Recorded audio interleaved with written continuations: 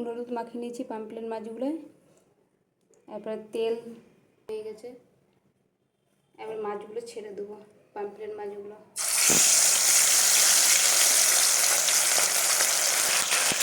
পামপ্লেন মাছগুলো ছেড়ে দিয়েছি, পামপ্লেন মাছগুলো ভাজা হয়ে গেছে, এবার তুলে দেবো।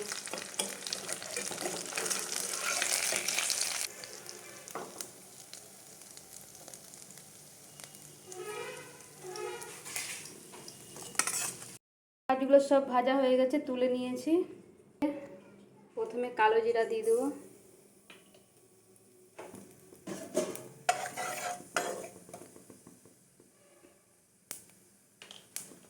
পেঁয়াজ দিয়ে দেবো,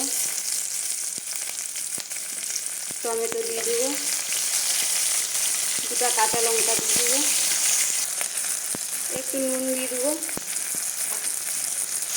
একটু হলুদ গুঁড়া দিয়ে দেবো।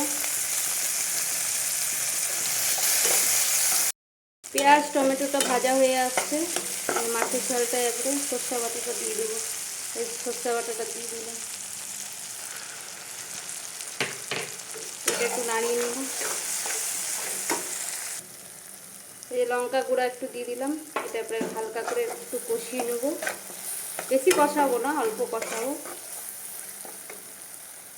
এই যে একটু হালকা কষিয়ে নিয়েছি, তারপরে একটু কালার করার জন্য কাশ্মীরি লঙ্কা গুঁড়া দিয়ে দিচ্ছি। তারপরে একটু সামান্য জল দিয়ে দেবো। এই ঝোলটার মধ্যে একটু সামান্য চিনি দিয়ে দিলাম। এটা ফুটে এসছে, তারপরে পামপ্লেট মাছগুলো দিয়ে দেবো, পামপ্লেট মাছগুলো একটা একটা করে। পামপ্লেট মাছগুলো সব ছেড়ে দিয়েছি, আর একটু নুন দিয়ে দেবো, তখন দিয়েছিলাম, আর একটু দিয়ে দিচ্ছি। আপনারা আপনাদের মতন নুন ঝাল আপনারা সেরকমভাবে দিয়ে দিবেন, আমি আমার মতন দিয়ে দিলাম। আমার পামপ্লেট মাছের ঝালটা হয়ে গেছে, যে আমার হাতে বানানো মশলাটা না দিয়ে একটু ফুটিয়ে নামিয়ে নেব। আমি নামিয়ে নিয়েছি,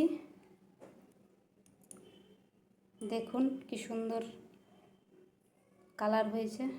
আমি যেভাবে পামপ্লেট মাছের ঝালটা করলাম, আপনারা সেভাবে বানিয়ে খাবেন, ভালো লাগবে। টাটা।